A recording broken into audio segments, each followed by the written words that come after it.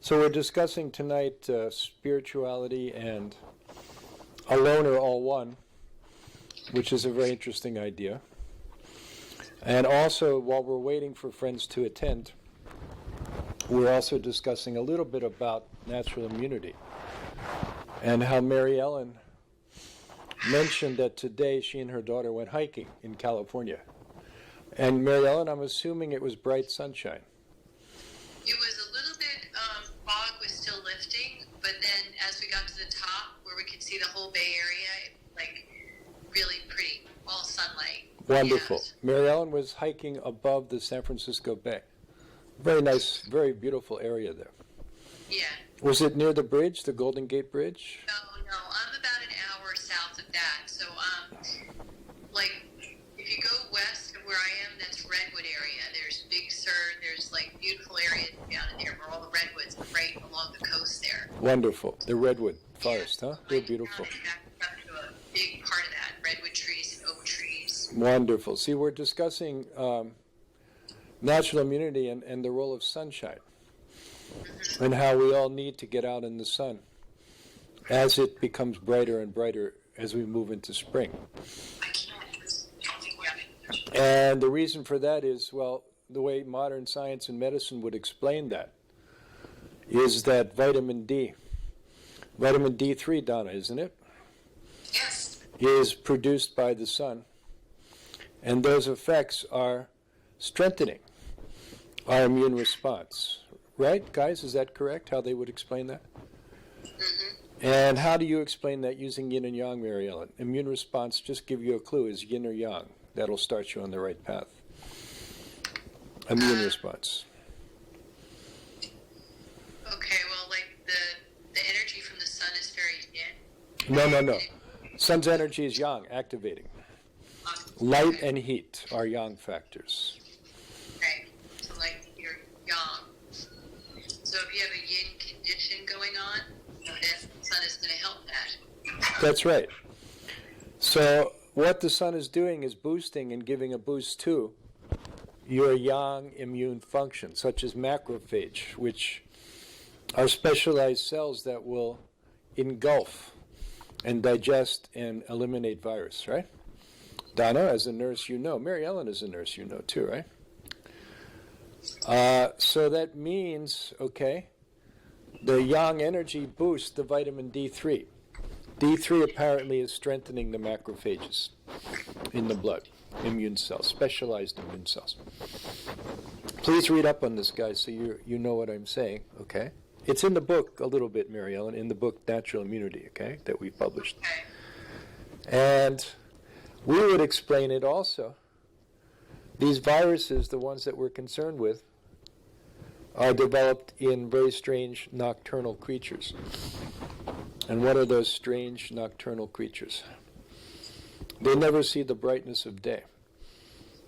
They sleep during the day in caves, and they come out to feed at night. What are they? Bats? Yeah, bats, right? They're incredibly widespread. And apparently they're carriers of so many viruses. Okay? Including this this strain of coronavirus. So there's controversy whether that originated naturally in bats and through the wet market of China was transferred to people, or whether the laboratory doing research on bats and coronaviruses in Wuhan, China, that was the source. Have you heard this? Whether it was man-made or whether it was natural is not clear yet. Have you heard this controversy, guys? Yeah. They said Wuhan had the biggest chemical company, chemical warfare company there, factory there. Yeah, bio warfare, Sherry. Mm-hmm. Or biological laboratory, I guess we could say.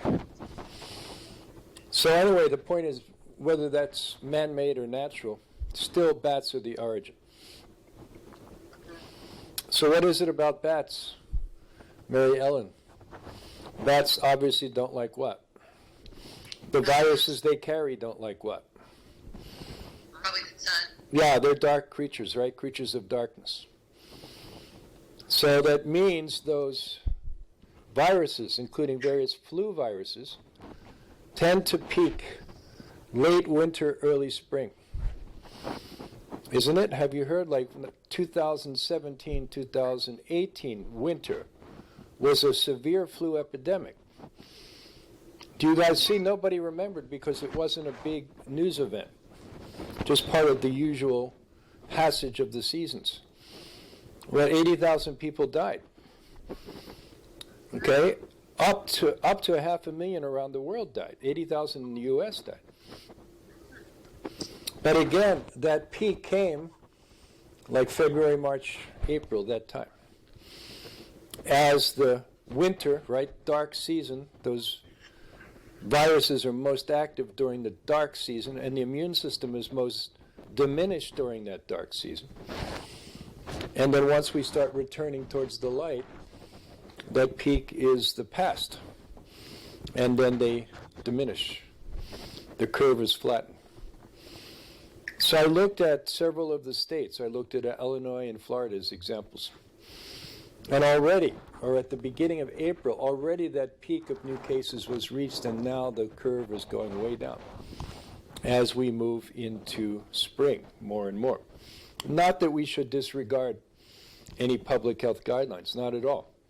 But it's important for us to see what the pattern is here and use our macrobiotic understanding to be clear.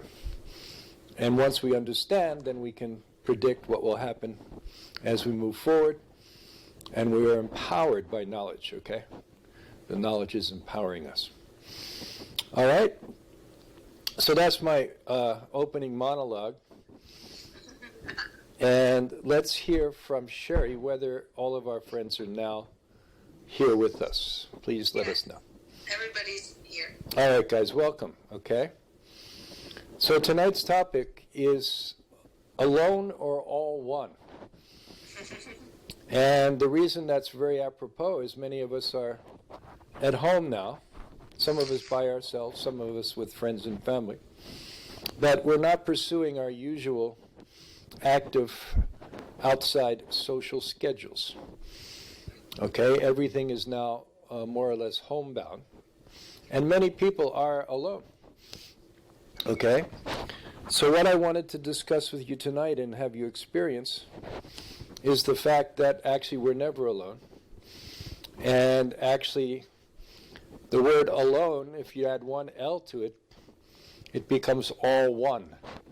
That means we are one with the universe. We are one with all people, everything. And all we need to do is realize that oneness, understand that oneness, experience that oneness, and we never feel alone. There's no such thing as alone. We can't be alone. Okay? If we are, in fact, one with the universe, then there's no such thing as ever being alone. So let's start with our page 1 of our handout. And let me ask Sherry, did everybody receive that, the handout? Yeah, I sent it to everybody. Guys, did you all get tonight's study guide? Yes. All right, so you see on page 1, something like sections of a spiral. And there are 1, 2, 3, 4, 5, 6 sections within this image, spiral. And then there's also everything outside of the spiral, the white page, the white background. So that gives us a total of 7 areas of the existence or reality. And that, in fact, is the 7 days of creation. That is the pattern of Genesis. And that is our link, both to and from the infinite universe, the infinite oneness, which in spiritual terms was referred to as God or the universe, okay? So where are we on this? Are we at the extreme outer limit of this, or are we at the center from this point of view? Let me ask our guys to type in your answer, please. Where do we exist here? Each of us. I'm, just so everybody knows, I'm muting everybody, so you can just write your answers in. That way we don't have background noise. Yeah, we can give Sherry a break. Otherwise, she's forced to answer all these questions. Yeah. Not only does she have to manage our seminar, she's got to be on the ball here, right? She would much rather relax. Right. So, anybody have any answers? You can, if you could type them in.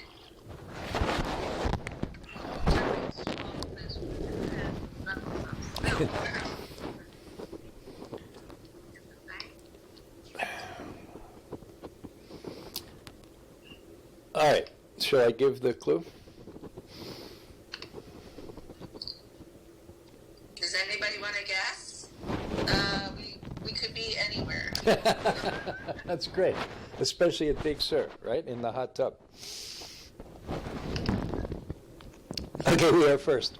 First means we're actually not first. We're actually the last, the final product, but we're the center. We are the tiny condensed center of this vast spiral of existence, which ultimately extends all the way to infinity. All right? So in this graphic, guys, please see the first so-called circle, and then draw a line from there and write us, people, us. Each one of us is a tiny condensed infinitesimal point within this vast infinite universe, okay? Us. And if you like, on the earth you can also add not only all people, each of us included, but also the entire animal world, so-called sentient world, beings that have sentience. And that's a very hot topic today, as you know, right, Donna? People are talking about we shouldn't be eating sentient creatures, including most of the food and livestock that's on the American plate. All of these are sentient. Cows, pigs, chickens, sheep, etc. Goat. Leave them alone. They have their own life. They have their own consciousness. So why don't we say then in that center is sentient beings with humanity as the final end product of that evolutionary process. All right? Then what's the next world surrounding us, actually out of which we can say, out of which we emerge? This is still on planet Earth, guys. And what is it on planet Earth that we're talking about? Surrounding us, nurturing us, creating us, and all animal life as well. What is that world? The world of what? Science. Very good. That's not yet. Not yet, Donna. This is before that. Donna said water. Water is used to produce this world, this next world. And that is the world of vegetation. Yeah, nature. Even within that, more specifically, plant life. Biological life, plants. So as you know very well, we are either directly or indirectly the product. You can say we're either directly or indirectly eating plant matter, plant material. And directly means what? Well, that means what we're doing in macrobiotics, eating mostly plant-based food. Directly, grains, beans, vegetables, seeds, nuts, seasonal fruits, etc., seaweed, etc., sea vegetables. And if people are eating animals, or other animals are eating animals, the source of their existence is not the animal, but the plants that that animal ate. You can trace all animal life ultimately back to the plant world. Okay? So please write another line coming from that the section of the spiral. And please write plants. Plants. All right? Then third, going up. You can say we're number one, number two is plants, then number three. That's spiral. What is that, guys? What is producing plant life on the planet Earth? Plant life is arising out of what factors? We can't arise from those factors because we need the plants to do it for us. But what is that? Soil, good, that's one. Earth, soil, very good. Carrying minerals, okay. Carrying bacteria that produce things like protein. What else? The plant is doing what? In the atmosphere, doing what? Capturing what? Water, sunlight. Okay, water, right? Water is coming up from the earth also, right? Isn't it? Through the root system. So water and soil and minerals are coming up. Protein is coming up. What's coming down from the atmosphere and the sun? What is that? Sunlight is being captured, right? With gases in the atmosphere, like carbon dioxide and water, and that's forming carbohydrate. All right, so the plant is the product of the world of elements and light. Elements meaning the earth is made up directly of elements, okay? Yeah. Okay, so in that third world, that third orbit, number 3, please write number 3, earth, air, water. Okay? And modern science refers to that world as the world of elements. So please also write elements, right? Then that world is made up of what? What is that world comprised of? Even more small particles. Please write the world of particles. That's number 4. And what does modern science refer to those particles as? They give them names. The most famous 3 are what of those particles? The most famous 3. Guys. Electrons. Yeah, proton, electron, neutron. And science isn't even sure whether those things are particles or waves. Okay? They may be a combination of both. Okay? And the same thing, and that's what makes up by the elemental world, right? So we have what? 93, the stable elements, right? From hydrogen all the way through to lead and bismuth. Bismuth is number 83, that's the last stable element, and after that they become radioactive. All right? And they're arranged in a spiral also, from lightest to heaviest. We can study that at some future time. It's a fascinating study.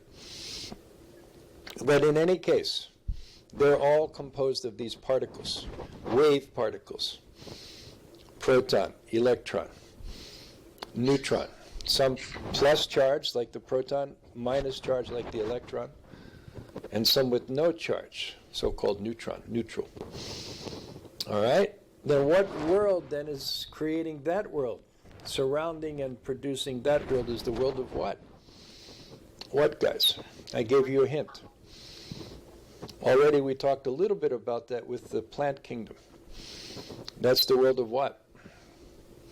What is converting into solid matter? What is it? What is converting into these particles which become elements, which become plants, which become animals? Energy, yeah, good, energy. So please do world number 5. Draw a line from that spiral and write energy. You can also say light. That is the world of light. Light is the visible part of that spectrum of energy. There's an infinite range of these so-called vibrations. Light is the most central visible part that we're equipped to see.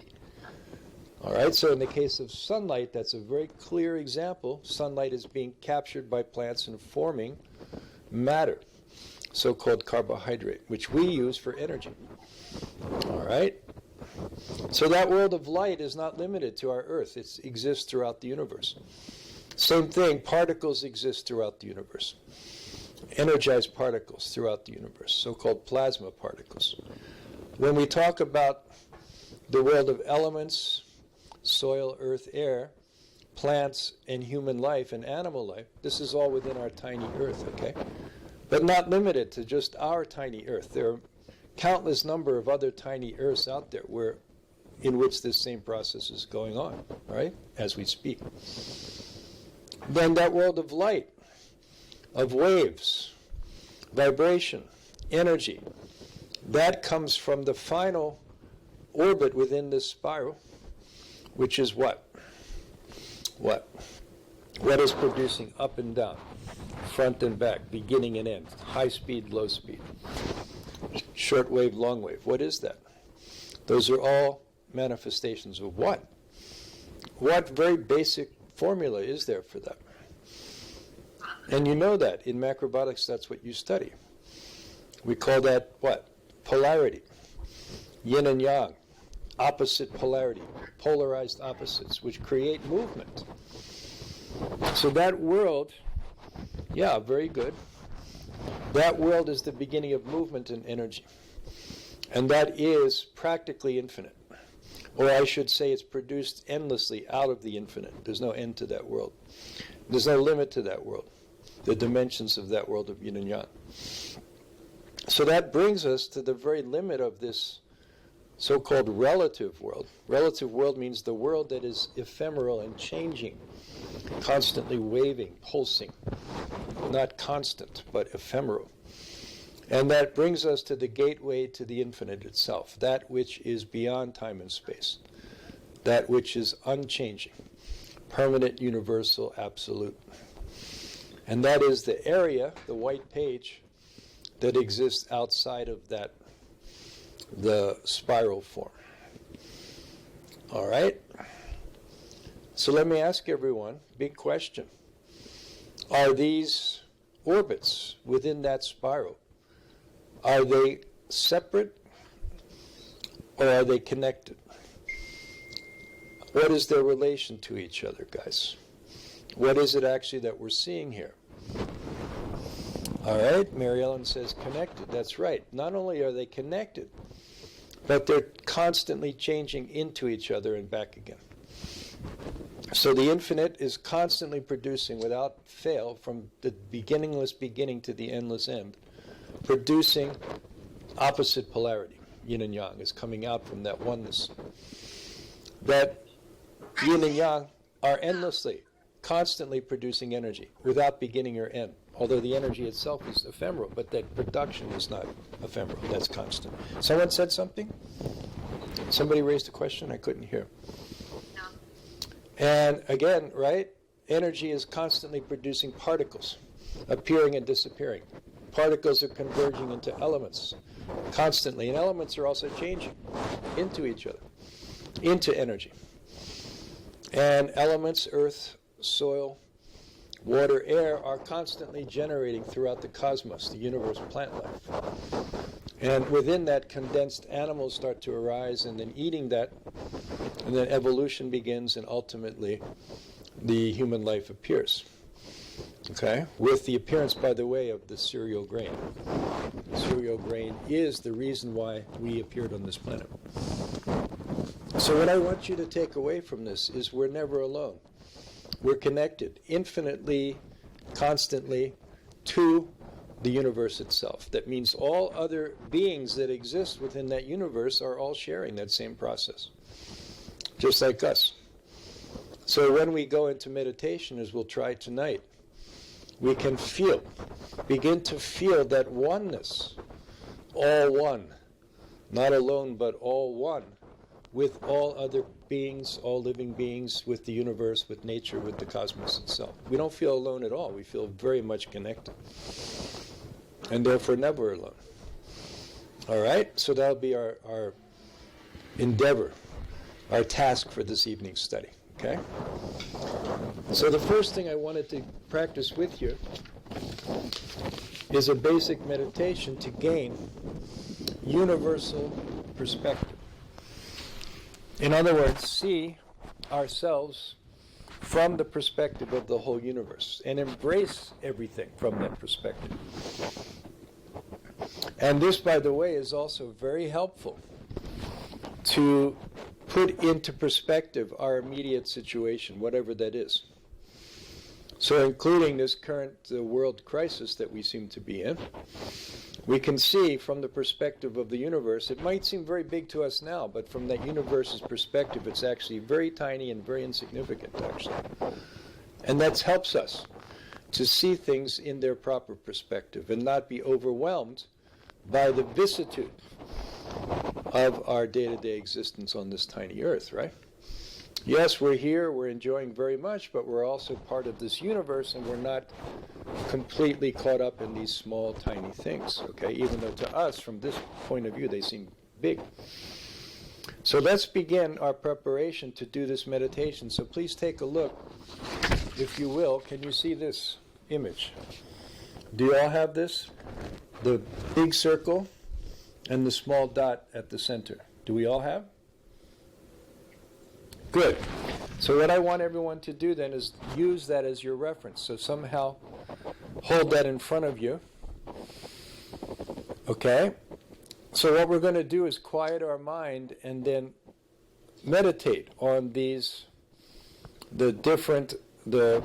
levels of our existence. So these circles are actually representing our earth. So please write earth from different views. So let's begin then by making our posture straight for meditation.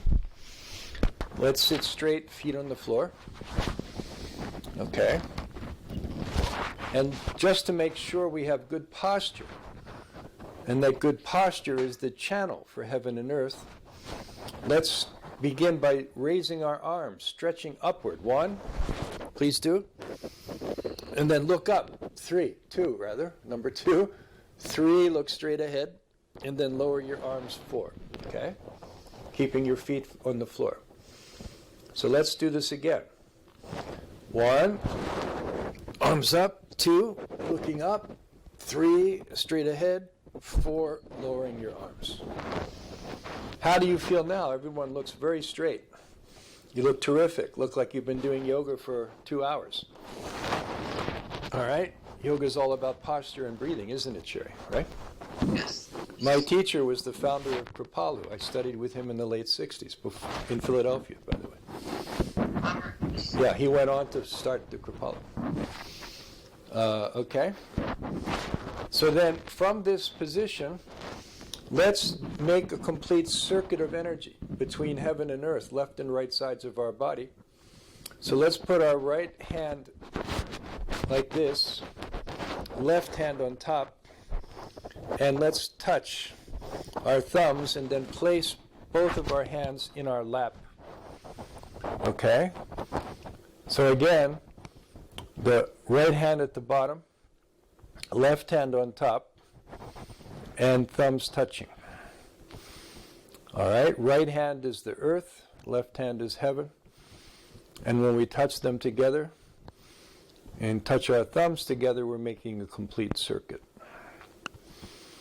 So let's do this. To prepare for this meditation, let's close our eyes for now.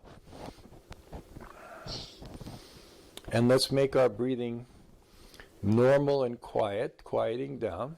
Just peaceful, gentle breathing. Relaxing our body and mind. Keeping a good posture, but relaxing everything.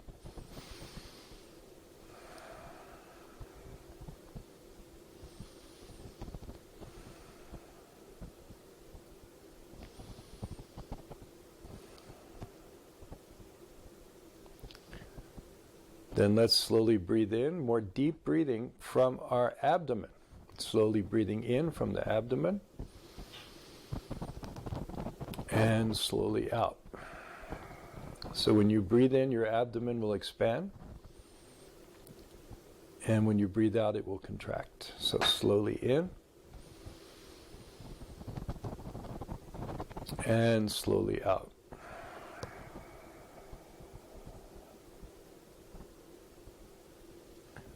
Slowly in, and you can keep your mouth slightly open, and slowly out. Slowly in, and slowly out. Then one more time, deep breathing. Slowly in, and then slowly out. And now, let's return to relaxed, quiet, more shallow breathing, keeping our mind still and quiet. Okay, then from this background, let's begin our meditation. So step 1, sense yourself in the room where you are. You're in your home, You're in your room. There may be sounds in the background. There may be others in the room with you. You hear my voice, and you become aware that we're all sitting here together, each in our individual place, on the surface of the earth. So everything that's happening around us is happening within this planetary environment, in which we are immersed totally. Okay, including social, economic, health, other issues, all are going on around us on this earth right now. Okay? So let's be aware of that for about half a minute. Aware of where we are, who we are, okay, what we're doing. Now we're in meditation, but we're still within that earth environment.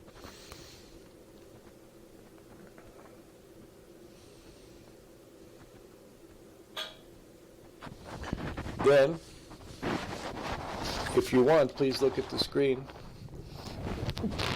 and see this large circle. So now what you're doing, you open your eyes, okay, you see the large circle, either on your paper or on the screen. And now you see the earth from a distance. Okay? The earth is the size of this large circle. And you've seen that image many times, the astronauts' photos showing the blue, white, beautiful earth, white clouds, blue ocean, blue sky, land, continents, etc., from a distance. The whole earth catalog image, right? You've seen it many times in color even. So from that distance, please see the earth and meditate on that for about half a minute, okay? Now you're seeing it from far away, okay?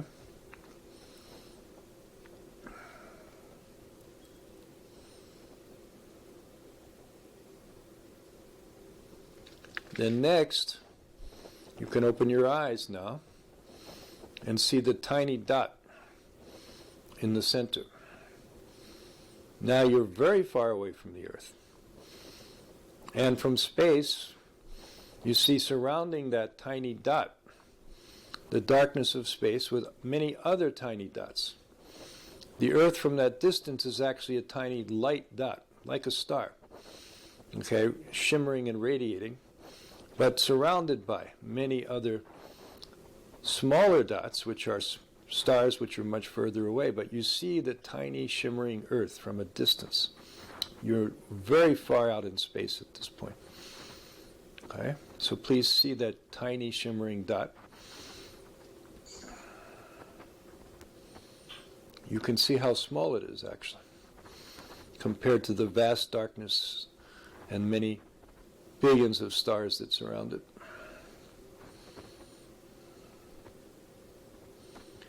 Then next, please close your eyes and go further off into the universe. So what you see now, no more single dot of the earth, but just the vastness of the universe itself. The earth is lost in the cosmos. It's just one among a countless number of other dots. You can't even locate it at this point. Okay? So essentially it's disappeared from that vast, almost infinite distance. So now you can see the problems on Earth are actually very, very insignificant and very tiny. In fact, they don't really exist at all, more or less, from that universal perspective. They're fleeting and ephemeral, blink of an eye type things.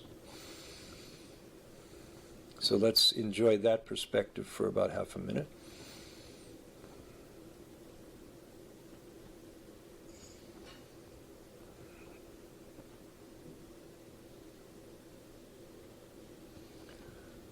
Now let's begin our journey back. So now you can open your eyes if you need to see again the tiny dot, the shimmering dot within the universe, which is our home planet. You're focusing on that particular dot, surrounded by many other shimmering dots. But this one particular one is the outstanding focus, the magnetic pull that you're feeling towards that tiny, tiny dot. So let's see that for half a minute.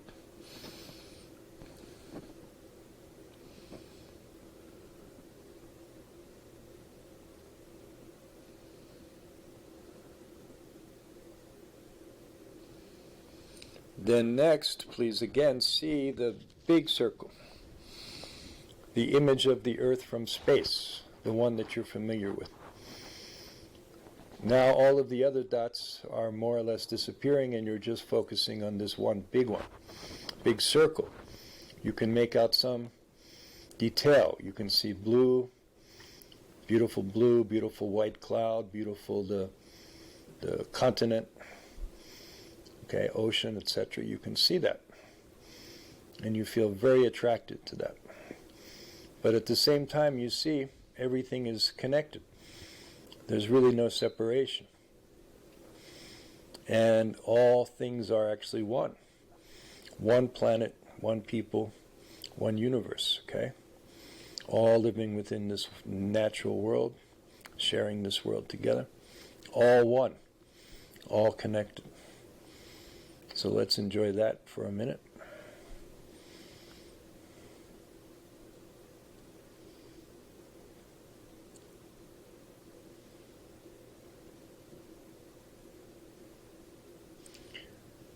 Then close your eyes and come back to yourself, sitting here in your room,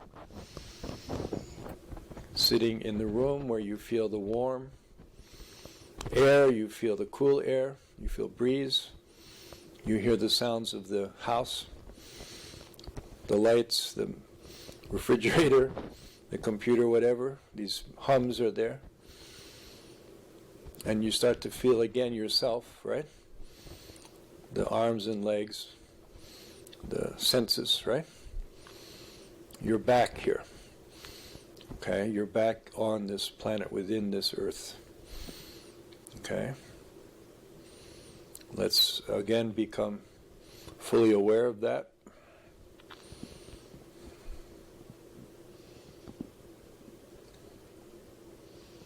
And then let's slowly open our eyes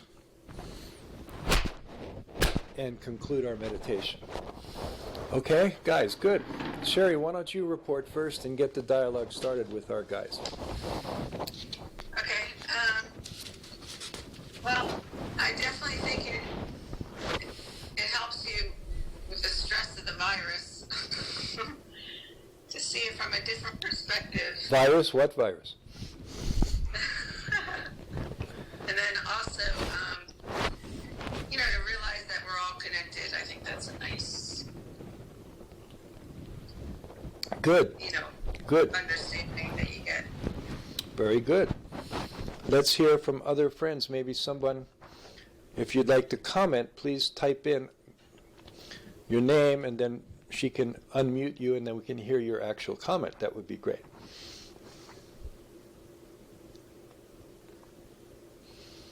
Anybody? Please go ahead. I think... Virginia? Yeah, go ahead. Go ahead, Ginny. Then let's unmute Ginny and let her speak and let's hear what she has to say. Can you hear me?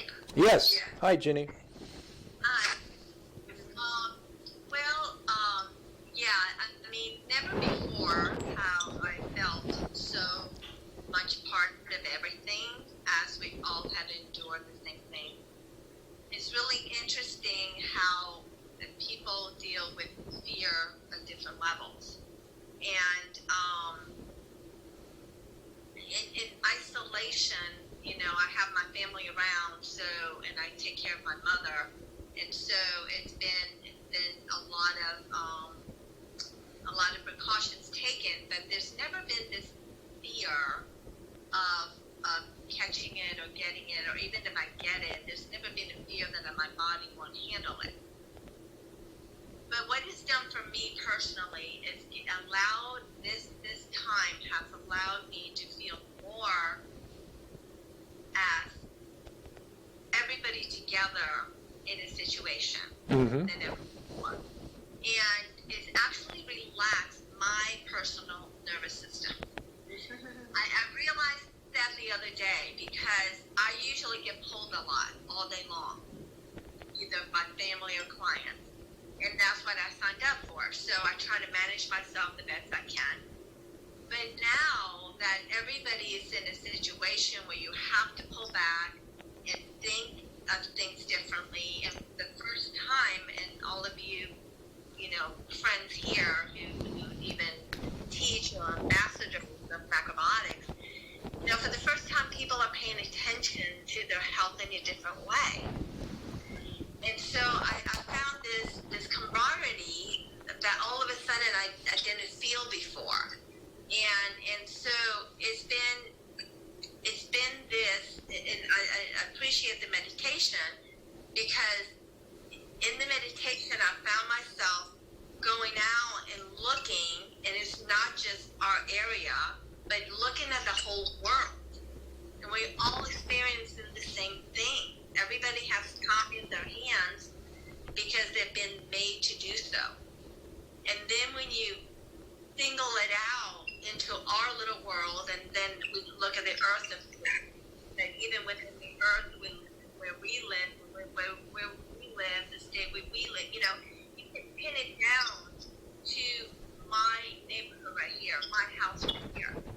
And so I don't feel left out in anything. I don't feel like I have to run my day around differently. I actually don't get stressed when I do have to go out because there's no traffic for the first time in I don't know how long. And so I found my nervous system reacting differently. And right before the whole shutdown here in Nashville, I got into an acupuncture treatment. And he said to me, "Are you not feeling fear with this?" I said, "Well, no. I mean, I'm concerned. I'm taking the precautions and all that. But I don't think I'm fearing it." He goes, "Your body's not giving me any signs that your nervous system is in fear mode." Wow, that's great. I walked away from there thinking, why is that? When everybody's around me, I was putting out fires with everybody else. But I really do truly believe that this is such an awakening for us. On many levels, it's a change and awakening for us, that even the hardships that we're going to have to go through are going to bring us out of this differently. And it's going to ripple into those layers, because already we see nature changing and nature thriving because the humans are in the house. And, I feel it. And so I personally try not to watch the news too much. I do watch where my governor speaks, and I get the gist of that. But the rest has been a really interesting transformation that I personally have gone through. Great. That this, you speak to this so clearly, that those vibration levels. So, yeah, Mary Ellen is echoing your thoughts, Ginny. She said we'll come out of this better. Yeah. Yeah, I think so. Those of us who have gone through illnesses and came to macrobiotics to recover, we've experienced our world in chaos and fear. And we decided to take a step into the unknown to have hope and have some change. And that gave us our vision for our future and to redefine ourselves. And I think if we can more focus on that instead of the, oh my gosh, who's going to get the virus next, I think a lot of good is going to come out of it. Wonderful. Well, we hope that our practices tonight can help realize that for everybody, right? Wonderful. Okay. Good. All right, good, guys. So we are all one. And any kind of crisis that brings us together makes us reinforce that feeling of all one. So we're not separate at all. So let's go to our next practice. which is the further experiencing that all oneness, not aloneness.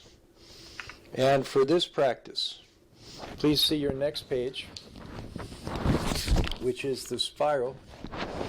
So this is a bit of a more dynamic, although not completely to scale or complete rendition, but it gives you the idea.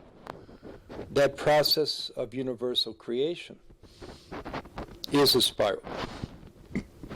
All right, and in Macrobiotics we say the spiral has an inside and an outside.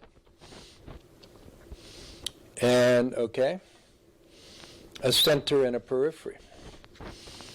So the outside of that, again, the area outside of that is the infinite universe, most expanded. We can say yin.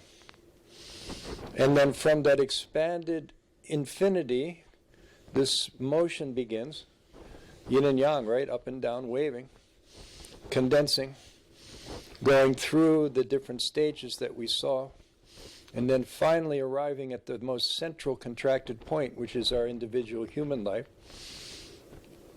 And then human life is the conclusion of this inward spiral from the universe, from infinity. And then that is the beginning, conclusion at the same time, the beginning of our return back through the stages that we came from, back out to that infinite universe again, stage by stage. So our life on the earth is simply one stage in that universal endless process, which we hope we're enjoying. We came here for one purpose, to enjoy. Micho used to say to play. All right, doing exactly what we want from morning till evening. And, right, and all difficulties that we experience are our friends. Challenges are making us stronger. So I always ask everybody, when do you feel more active and energized? When you have the bills that need to be paid? Or when you've finally paid all of your bills and you have extra money left over? When do you feel more energized? Sherry's not answering that question. Okay, good. I know the answer. The answer is when you have to mobilize to adjust and pay the bills, right? You have to become very clever at moving things around, isn't it? Delaying, stalling, whatever tactics you need to deploy. But you get energy from that. Same thing, this whole situation is giving you energy. Actually giving you energy. And when we have abundance and plenty, then we tend to become the lazy, complacent. Isn't it? Often. I know I do. And I think that pattern is kind of, everybody has that same pattern. So like some Americans, did you see the statistic, Sherry? The 8 hours a day of live streaming or the Netflix, 8 hours a day is now the average. Oh, God. Americans. Did you also see the statistic? Liquor sales are way up. Yeah. So where Sherry lives in the fair state of Pennsylvania in the Delaware Valley, right next to the state of New Jersey, and right next to the Atlantic beautiful ocean with some of the most lovely beaches in the country, right? New Jersey Shore. And so what did the governor of New Jersey do just the last couple days, do you know? Close the state so people can't go over and buy liquor. No, they can still buy liquor. No. Yeah, he closed the beaches but kept the liquor stores open. Oh, great. So one commentator was saying that's completely the opposite. Too much liquor is weakening immunity. But being out in the sun in the fresh air is making it stronger. Can you see? So again, many misguided things, but for our perspective, we can look at them and we get energy. It challenges us to think and confirms what we know. All right, good guys. So let's see then. What we're going to do then is use this process to generate sound vibration. Because each of the stages of this creative process, from infinity to the small, tiny world of our life, has a corresponding vibration within the universal table of sound. So I'll give you some hints. But what kind of sound do you think the infinite universe initially makes? A more expanded sound or more contracted sound? This is the outside towards the first orbits of this spiral. What kind of sound? Expanded or contracted? Well, it makes a very expanded sound. And in our table of sound, good. This is the sound of ah, ah.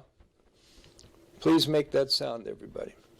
Ah, ah. Your mouth is open, right? Ah, isn't it, guys? Ah, yes? And also words that in the vocabulary that describe that infinity.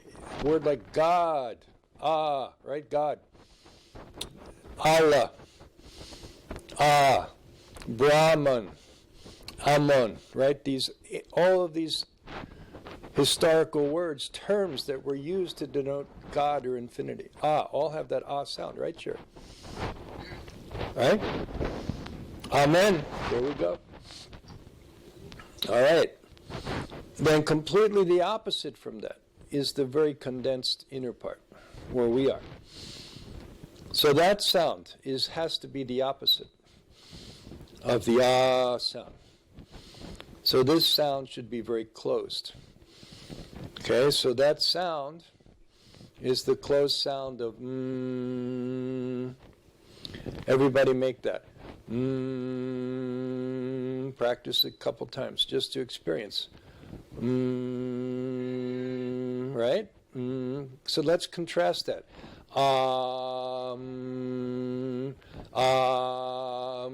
Very obviously different. Can you experience it?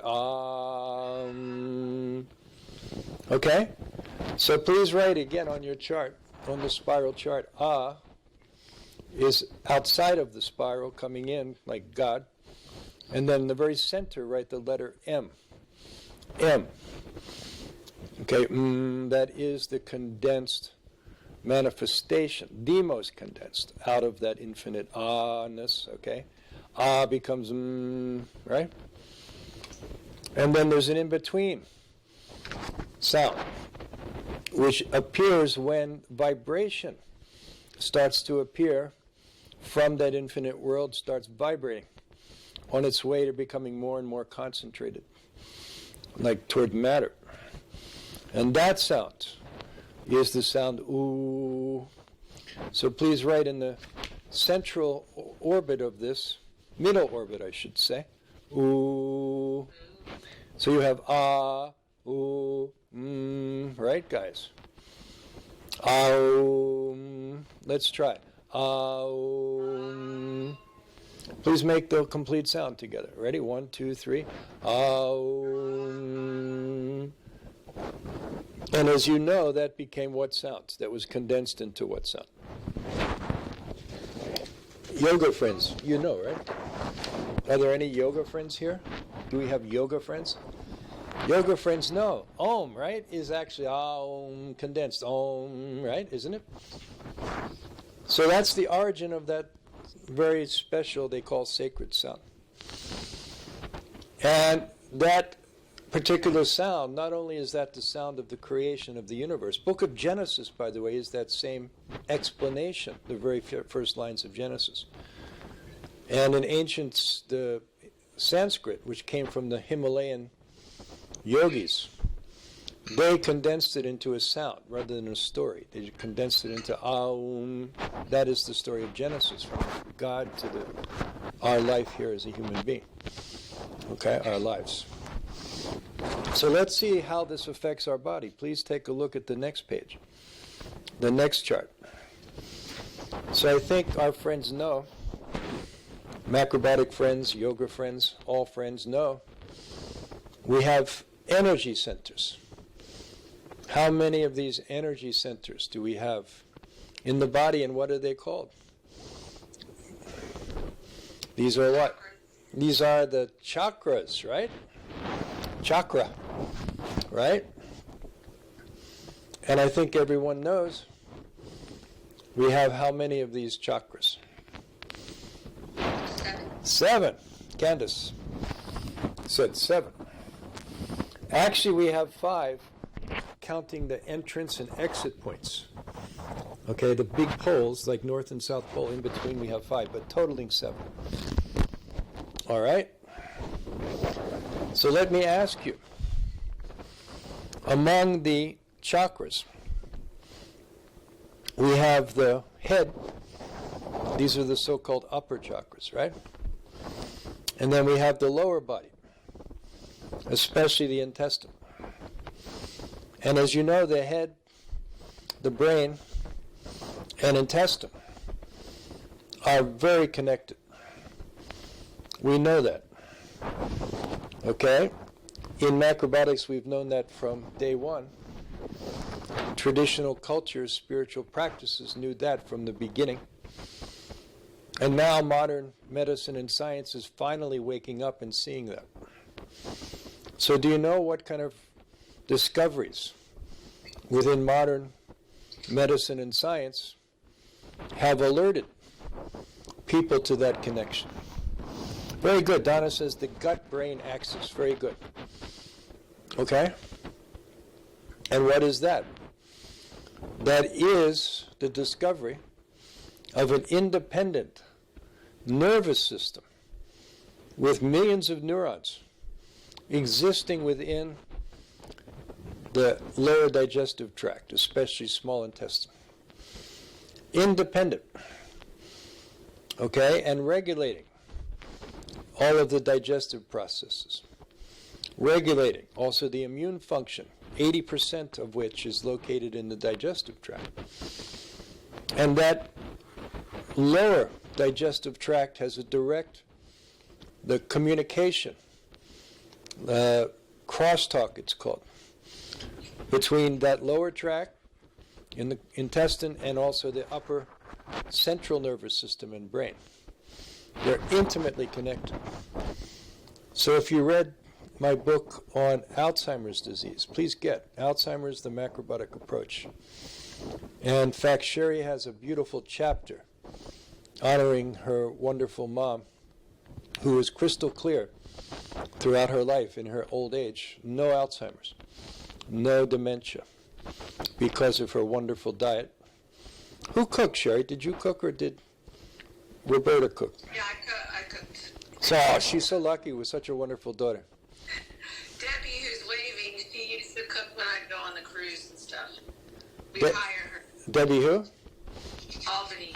Oh, Debbie's on the line. Hi, Debbie. Didn't see you. Like to see you at some point. Long time no see. I miss South Jersey. But anyway, okay. The point is, there's constant communication. And in the book on Alzheimer's, I point that out. There's a lot of new discoveries here, showing that conditions like Parkinson's, which are lesions and bodies, so-called Lewy bodies in the brain, they begin in this small intestine many years before, Sherry, right? In fact, the guy Parkinson, who identified this shaking disease in the early 1800s, in his treatise, his book, he mentioned many, at least half of the patients had severe constipation with Parkinson's. So there's no question there's a connection. So let me ask you then, my question relating to the chakras. Comparing this lower digestive chakra, you can see it's chakra number 2, and comparing chakra number 6, which is the middle of the brain, so-called third eye chakra. Let me ask our guys, which of those two is very highly expanded, which is highly condensed and contracted? Or we can say which is more yin, expanded, and which is more yang, contracted. Anyone please send the answer to that. Third eye is more expanded. Okay. Anybody else that have an opinion?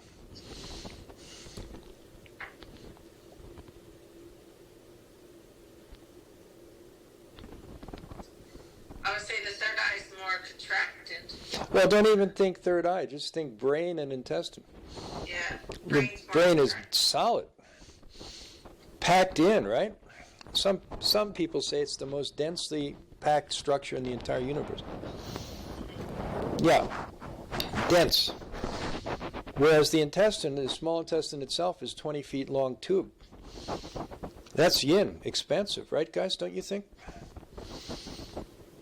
All right, so please write down across from the second chakra, which is small intestine. Maybe what we should do, guys, maybe let's label all the chakras first so we're clear. We're all in the same reference. So please write the top of the head. Please write number 7. Please write the brain, 6. Please write the throat, the 5. Please write heart. That's number 4. Please write stomach. Please make a line and write the what? Which numbers? The what? 5, right? 5. The stomach is number 5, right? No. Sorry. Sherry, help out. Where are we going now? What is the stomach? 4 is the stomach. 4 is the stomach. No. 3 is the stomach. So the solar plexus. Yeah, stomach is 3. Then 2 is the small intestine. The Japanese call it hara. And then the lower one, base chakra, that's number 1. That's the reproductive chakra. So we're talking about chakra number 2 and number 6. We're comparing those at this point, right? Those two. That means midbrain and intestine. So we've established, right? Intestine is yin, expanded. Number 2, second chakra. Number 6, sixth chakra, brain, especially midbrain, is highly compacted. So please write yin for the intestine and yang for the midbrain chakra. Okay? So now, let's go back to our sounds. Aum, right? Okay. So of those 3, aum, which one is most expanded? Which one is most contracted? Again, let's refresh. Please tell us. We experience, so we should know by now, right? Which is which? So is expanding. Very good. Most contracted, right? Why is it that when you enjoy food you go, good? Why is that? Not, good. Sherry, please answer that, right? I don't know, you're contracting around the food. Right? Campbell's soup, right? Good. Good. Let's figure that one out. That's your homework. Resonates with stomach. Good, yeah. Okay. Especially chicken noodle, right? Campbell's chicken noodle, right? That's how I got most of my rice growing up, was Campbell's chicken with rice soup. And Rice Chex and Rice Krispies. I lived on Rice Chex, Rice Krispies, and chicken with rice. That's why I like brown rice after that. But anyway, okay? So if we correspond, right, these sounds to the chakras, the ah sound, digest, good. I'm getting hungry talking about that. The digestive intestine chakra is resonating with the sound of ah, guys. And the brain, number 6, midbrain chakra, is resonating with the sound of So please write those in. Draw an arrow coming from chakra number 2 and write the big letter A. And then arrow coming from chakra number 6 and write big letter M. Okay? And then which chakra is in between those two? In other words, one separates it from number 2 and one separates it from number 6. Which chakra is that? Number what? Chakra number... No, 1, 2, 3. Number 4, counting from the top. Heart chakra. Very good. So please draw an arrow coming off and write heart. And then write the big letter U. The in-between letter is the heart chakra. So again, let's summarize. That is the second chakra. Ooh, that is the fourth chakra. Is the sixth chakra, sorry. Okay. So when you make that sound, you're vibrating these big chakra centers going up from the earth up towards this universe.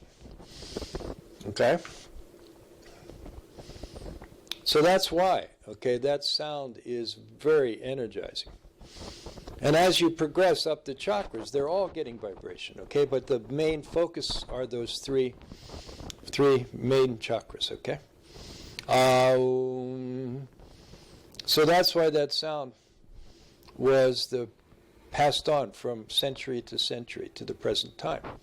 Okay? Not only does it convey the vibrational appearance of our universe and our human life within that universe, but it conveys the energy of the chakras going up and actually returning back out to that universe. And what you can say, guys, is that it is tuning, you're fine-tuning your vibration with the entire universe's vibration when you make this sound. So each of us is kind of like a very expensive Stradivarius. How much, Sherry? $50,000? Yeah. First violinist for the Philadelphia Orchestra, right? How much? But if that's out of tune, it has no meaning, no value, isn't it? Even though beautiful wood, beautifully crafted like you, like your body, right? So when you make this kind of sound in meditation, you're tuning your Stradivarius so it makes beautiful music. And the tuning, the source of that tuning, is the universe. You're tuning it with the entire universe. That's the tuning fork that you're using. Universal sound, universal vibration. So no wonder it's so powerful. And again, and when we do that, we also experience our oneness with this process of creation in all beings and all things within that created universe. And everything, recognizing everything comes from the infinite universe, everything returns to the infinite universe together. So nobody's alone. This is all one. All right? Someone's going to start singing again. Wonderful, wonderful. Please make the CD, and we can sell it at the summer conference. Although this year's conference announcement, guys, is going to be online this year. We won't be joining at Eastover in August. Please pass the word. But we're putting together a whole package of the online studies, just like most universities and colleges and all are doing, right, Sherry? All right, so we're forced to do that, although we very much would like to meet face. There's nothing like in-person studies, nothing. But we're compelled, given the situation, to adapt. Anyway, this year in 2021, hopefully everything will settle down by then. My prediction is it will, and we'll be able to gather again in August of 2021 for our annual get-together. So please mark it on your calendars, right? Please also keep those dates of the summer conference. That'll most likely be the dates, more or less, when the online conference is happening. Okay? So please join that also. All right? All right, good. So let's practice this fine-tuning with the universe, with everything. Experience, again, our oneness by making this sound of Aum together. So let's stretch, again, make our posture good. Stretch up. 1, 2, 3, and 4. Once again, 1, 2, 3, and 4. Good. Again, right hand down, left hand on top in your lap, keeping straight posture with your thumbs touching. So already you're unifying everything, left and right, heaven and earth and heaven. So let's make ourselves quiet first. Just quiet our mind. Just breathe naturally and quietly. Don't attach to any sound in the room. Just become one with your relaxed breathing. Okay. Make your whole body relax. Shoulders relaxed, elbows relaxed, Lower back relaxed. Keep straight posture, but relaxed, not tense. Let the universe energy flow through all the chakras, out to all the body's organs and cells, from the chakras, and then back into the chakras. All right?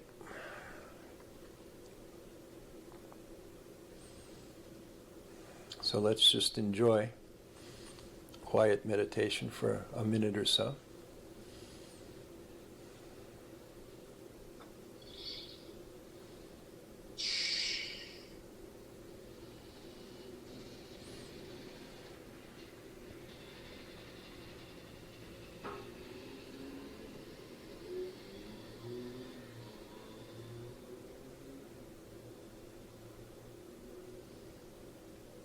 Now let's begin to breathe more deeply as we did before. Slowly breathing in from the abdomen, and then slowly breathing out from the abdomen. Let's continue. Slowly in, and slowly out. You can keep your mouth slightly open to facilitate deeper breathing. Slowly in. Slowly out.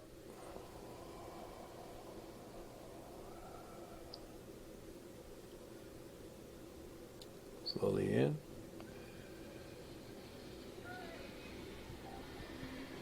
Slowly out.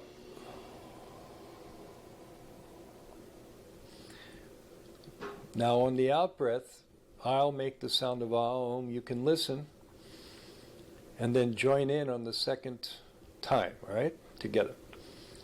Okay, so let's breathe in.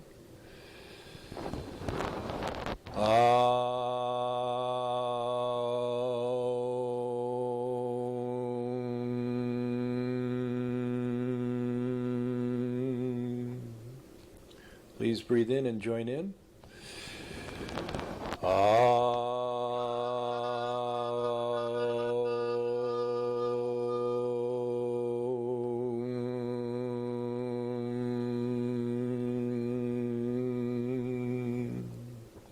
Let's continue.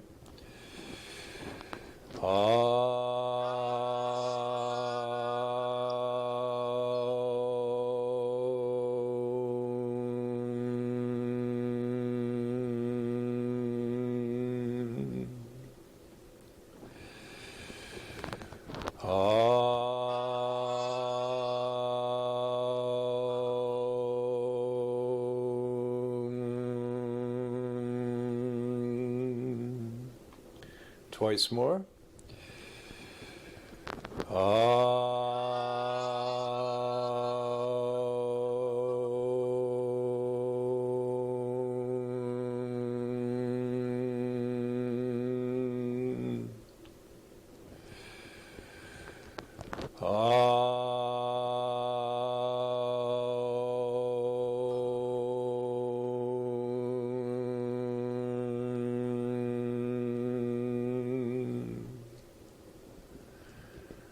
Now return to normal, quiet breathing. Sit quietly for half a minute, keeping an empty mind.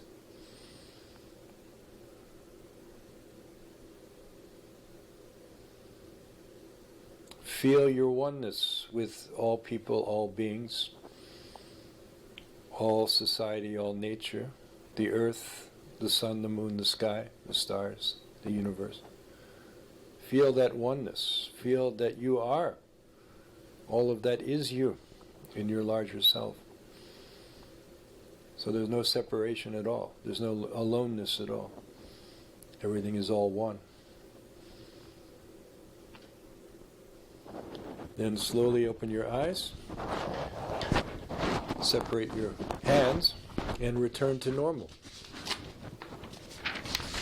Any experience, guys? Any thought? Sherry, anything they would like to share? You can just type in and I'll unmute you.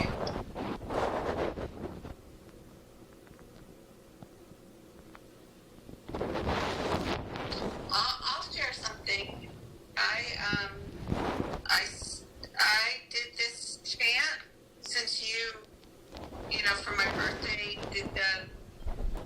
lecture on the virus.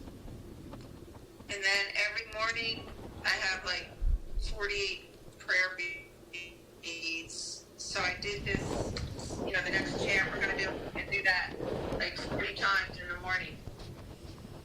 Wow. And it changes, after I'm done it, I don't feel like I'm in my body anymore. It sort of changes your whole perspective. Wow. Like you're just like a big vibration. Yeah, like light. You become light at that point, right? Uh-huh. A light being. Yeah, and then what you had said is to send that energy to people. So everybody I think of, my friends, my family, each person, each bead is a person. So I send that out. Wonderful. And people have actually called me and said things like, "Are you praying for me or something?" No kidding. They pick it up. I think people pick it up easier than you think. You should set up some kind of meter and charge by the minute for that, Jerry. I'm teasing. No, that's beyond anything like that. No, that's pure energy, right? Well, I watched Nishio's video. I think it's on YouTube about how we're all energy. Yeah. And how important it is to chant, because that is who we are. We're actually vibration. Wonderful. Wonderful. And Marianne said she felt warmer. And Ginny said she had a nice vibrational feeling. Wonderful. So again, guys, please practice that to tune yourself in. And strengthen, by the way, your instinct, which is centered in which chakra? Your instinct. Sherry, what do you think? Which of those 3 chakras? Instinct. Hara. Hara, Yes. right? Intestine. Very good. Gut feeling, right, Sherry? And your intuition, which is where? Your third eye. Here. Yeah, this is your connection to the universe. Intuition means much broader. Okay, instinct is more your immediate earth environment. Intuition is your relation to the whole universe. And then in between is the heart chakra, which is your feelings. Isn't it? Emotion and feelings. So unifying all 3 of those together. So you become a very unified person. And as Sherry mentioned, you do it more and more, then you start to feel that I am energy. Energy is light, free, and kind of moves freely and isn't tied to this immediate earthly cycle. Isn't it? And you had said in that lecture that it actually protects you from the virus. Because it's a higher vibration and the virus is so low. Yeah, please see the next image. This is why I put this in. This virus, so-called COVID-19 or flu virus, is affecting, when it becomes serious, which organs? Let's ask our nurse friends. Donna has a very amazing story. Sherry, can we patch Donna through? I want everyone to hear her story. She's at the front lines treating this COVID pandemic in Salem, outside of Boston, at a hospital there. Donna, why don't you tell your story before we explain this next point. Please go ahead. I heard it for the first time today. Well, I'm working in the front lines. This virus, I think, is more serious than anyone could ever imagine. In my 40 years as a nurse, I've never seen anything like this. We can't keep up with the death of patients who are dying alone without their family members at their side. Very tragic. We are running out of staff. Almost a third of our nurses have become ill.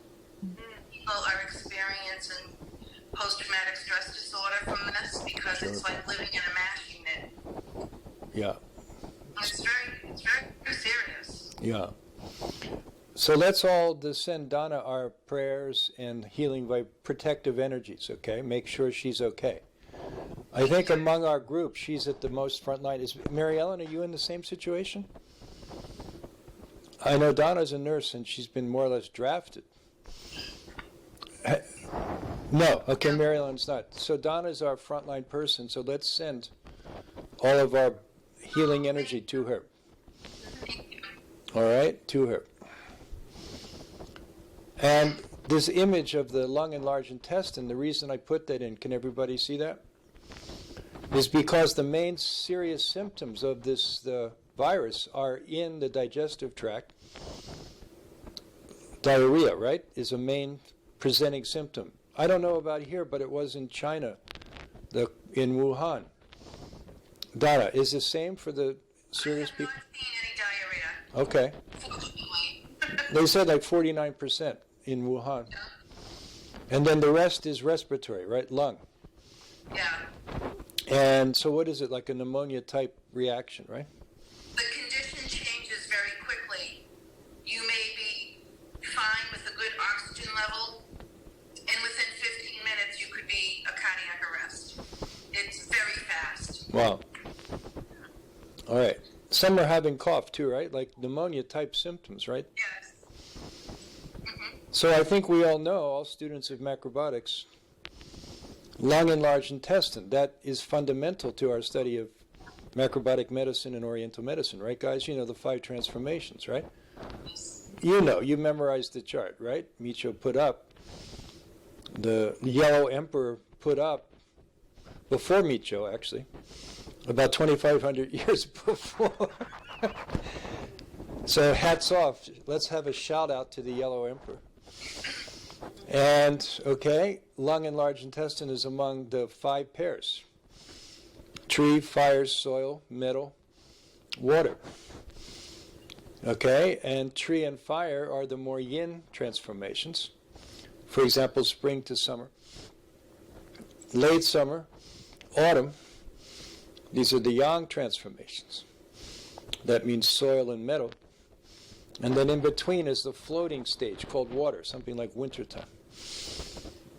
And that also, by the way, that understanding explains why these flu-type infections become more serious and deep in the fall and winter. Okay, that means metal energy, which is fall. Metal energy is also lung and large intestine. And then through winter it starts spreading and then begins dissipating once we pass through one water, which is the winter time, into the spring, upward and dispersing away from this deep-seated infection. Donna, what do you think? We're hoping for that, right? I also think that, can you hear me? Yeah. I also think that because there's less sun exposure in the fall, it's also followed by high sugar holidays and feasts, such as Halloween and Thanksgiving and Christmas. That's very perceptive. And people are very overindulgent and oversugared. Very perceptive.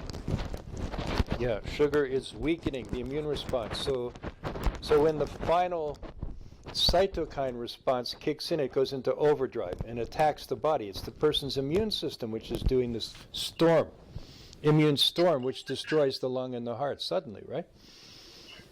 Something like that. It's a shame. So our point is that sound of, besides good eating, which strengthens our lung and large intestine, the sound of ah, the ah sound is vibrating the lower intestines, protecting, strengthening, including the 80% of your immune response is in the intestines. 80%. So when you make that ah sound, vibrating them, okay? And then when you make the oo sound, that's the lung and heart region, vibrating, activating immune cells within each of those regions. And then that is activating your intuition. Your intuition means you make the right decisions, the right foods, the right moving around, going here or going there. All of that's based on your intuition. So if your intuition is really sharp, then you know on a certain day or time, don't go to the supermarket. Now's not the right time. Because you sense what? If you're finely tuned, you sense what, Sherry? Maybe that day, that particular time, somebody with the infection may show up, right? So without even having to wear a mask, your mask is your intuition. All right? I'm not saying be foolhardy and ignore the guidelines, but can you understand my larger point there? Your intuition is what protects you. And Micho actually said your intuition is the outer envelope of your immunity. He gave 7 levels to immunity, and the outer level was your intuition, which guides you to make the right choices and avoid the problems. Avoid sugar, like Donna said, in the autumn. Sugar-crazy holidays, which weaken everybody's immunity. Everyone's sick by Christmas, right, Donna? Yes. All right? After Thanksgiving, that's enough. That's a blowout for the immune system. We don't do that. Our Thanksgiving is very modest, isn't it? Turkey-free. Apple pie is what, Sherry? What's your recipe? Pumpkin and apple. Go ahead. Let's share. Later. Later is okay, but no sugar, right? It's like adding sugar. Why do you need to add sugar? Isn't it? I was so disappointed, Sherry. One time I was down in your fair city at the 12th Street. What is it called? Reading Terminal. The giant market. Describe that for our friends who haven't been there. What is it like? The Reading Terminal. It's like an indoor farmer's market with all the Philadelphia fixing, like the soft pretzels and stuff like that. But they're getting better booze. One of them was on my TV show recently. They make vegan burgers. Well, they're also, Philadelphia is very well known for like certain animal, like scrapple and other questionable things, right? Right? It's not really the city of brotherly love that much, right? But in any case, right? I was there and I was getting souvenirs for friends. Oh, here I am at the Reading Terminal. I'll try the Pennsylvania Dutch booth, the Amish booth. And they had dozens and dozens of jellies and jams. Oh, they must be good. They know, right? They know. They're practically macrobiotic, right, Sherry? Well, It took they eat me. a lot of animal food. I know. Sugar. It took me half an hour reading labels to find one that didn't have sugar added to it. How did I get on that story? I don't know. But anyway, Mary Ellen got me started with the sugar holidays, right? My point is our pumpkin pie doesn't need sugar. Our fruit compote needs sugar, ruins it. Sugar ruins our natural desserts, right, guys? I can't eat the sugar desserts compared to the rich, natural, sweet flavor of the apples or a little maple syrup, right? A little bit of the, brown rice syrup, right? Isn't it? So anyway, my point is then, to protect from the COVID-19, please do Aum to activate immune response in the body, especially the small and large intestine. All right? And then also in the heart-lung region. Ooh, ah, ooh, and then your intuition. And you'll self-protect, self-immunize. Okay, if you do that. Now, do we have time to do this next one, Sherry, or should we save that till next week?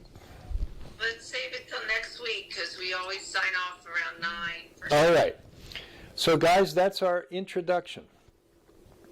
So if you don't mind, Sherry, tell me what you think. Continuation of this topic.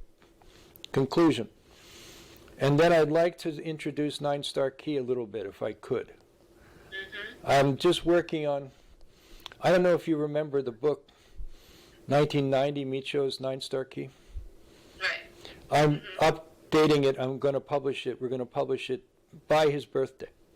Oh, great. Much enlarged and, very, very nice looking. And so I'm adding chapters. The updating, because that book was done 30 years ago now, actually. Wow. Already. Time flies, Sherry, doesn't it? Yes. I don't even want to think about it. But anyway, okay? Anyway, it'll be a 2020 edition preparing us through the year 2036, which is a landmark year. And anyway, the last chapter I'm working on now, and I should have it ready by the next Thursday, is the COVID-19 and 9-Star Key. Would you guys like to learn that too, together with more of the spiritual practices? Yeah, I think that'd be great. And I'll send, all right, you're welcome. I'll say it in advance, you're welcome. I'll send you guys the for your eyes only first draft of the chapter. COVID-19 and 9-Star Key. And we'll go over it together as our study. You're welcome. All right, so then let's close tonight's session. Let's make the sound of Aum again 3 times to energize and immunize, right? Strengthen our immunity and our intuition. Actually, you can't separate the two. They're intimately connected. Let's send Donna some good energy. All right, then we have to face toward the east, everybody. Donna's right at Boston. Okay.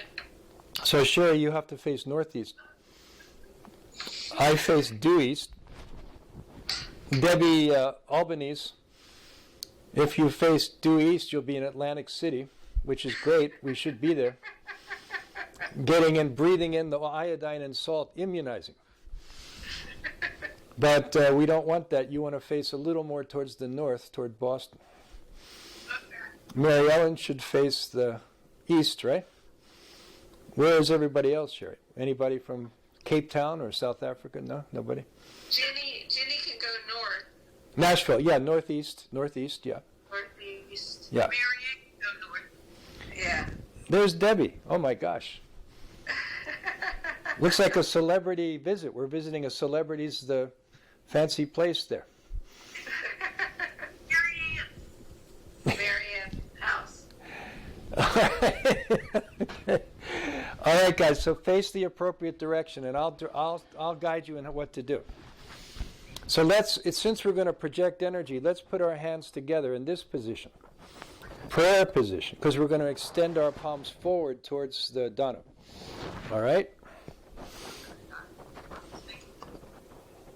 For this practice, let's do the most balanced in-between sound, which is the sound of Su, in between the chakras, right? Su.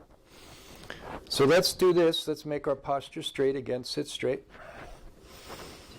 Breathing in and out.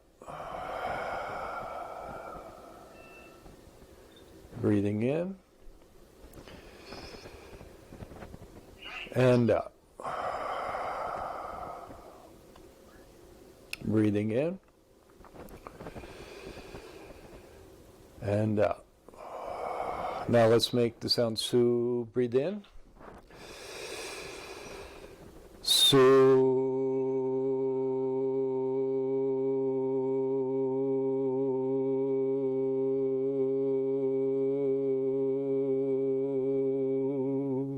Let's continue. Su.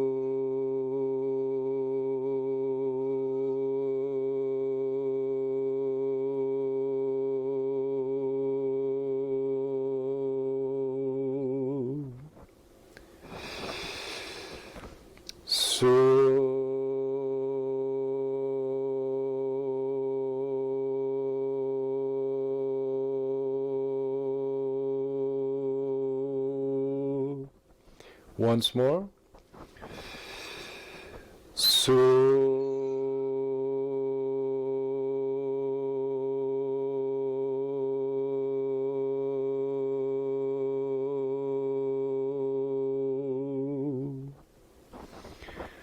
Now let's image the bright healing light and energy originating from our consciousness and chakras. And then let's separate our palms. Face our palms forward. Okay, and then slowly extend our arms at full length, keeping palms forward toward Dana's the direction. And then holding that position, radiating that energy, spiritual light arrows out through the center of our palms towards Dana, surrounding her, bathing her in this spiritually protective light energy. And immunizing, spiritually immunizing, preventing any entrance of any negative energy, including any virus or any such negative dark energy, toward her. It can't penetrate this spiritual shield that we're creating around her. All right? Let's keep that focus, keep that intention. for about a minute.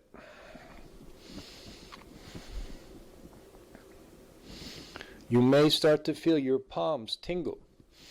That means you're actively projecting these vibrations out in her direction, toward her.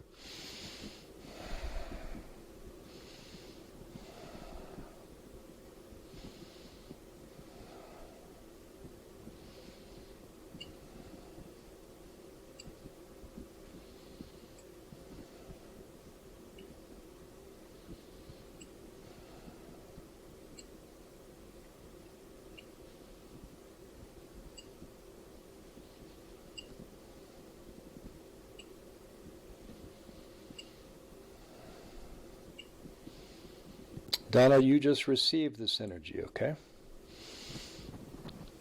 I can actually see your aura is now much brighter now. Even on the screen I can see that. Then slowly retract your arms, right? Move your arms back. Slowly bring your palms together in the prayer position. Sit for half a minute quietly, returning to an empty mind.